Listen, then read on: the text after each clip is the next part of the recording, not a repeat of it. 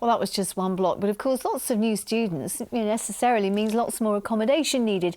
And this week plans have been confirmed to build 10,000 bed spaces for the city's expanding student population. Well, our social affairs correspondent Jeremy Ball can tell us a bit more about this. Good evening to you, Germany, in the rain there. What sort of accommodation then are we actually talking about here? We are talking about new developments like this one, and very different from the house shares that students traditionally use. They are often high-end, purpose-built by private developers and then rented out, often with bills included. And we can show you just how quickly this one has been going up. This is what the island site looked like just 6 months ago. There'll be flats for 700 students here. And this is what it should look like when it's finished. The idea is students living together close to the city centre with bars and gyms and other places to socialise here too.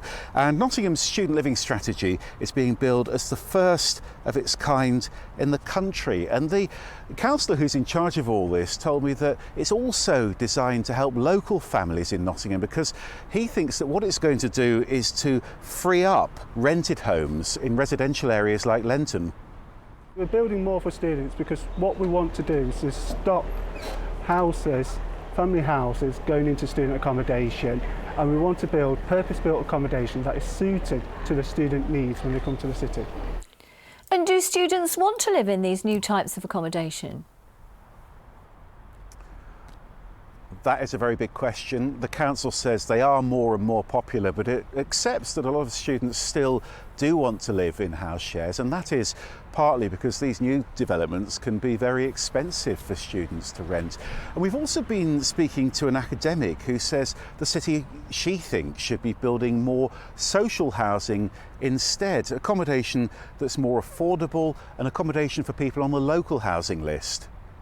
What those new properties will be doing is housing students for 6 months of the year, while there is very little for families in Nottingham. They go into these expensive student properties that can be between £200 and £300 a week. And then what happens in the second and third year is they'll go back to the old style sort of sharing house student lets. Councillor Hayes does accept that point about student flats lying empty for much of the year, but he argues that that's what's already happening with student house shares. OK, Jeremy, thanks very much indeed for that.